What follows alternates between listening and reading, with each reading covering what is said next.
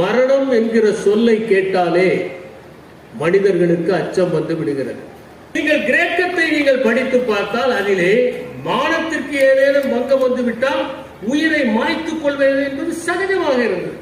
மாவீரன் Alexander வருகிறான், அவனை எதிர்த்து போராட வேண்டுமா என்கிற கேள்வி வருகிற போது அவனை எதிர்த்து போராடி குரல் கொடுத்தவர் டெமஸ்தனிஸ்.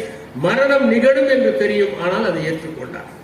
ஷேக்ஸ்பியருடைய நாடகங்களிலே நாம் படித்திருக்கிறோம், எல்லாம் புளுட்டார்க் எழுதியதனுடைய தாக்கம், அதனுடைய தழுவல் தான் அவருடைய நாடகங்கள், கிரேக்க நாடகங்கள், ரோமாபுரி நாடகங்கள்.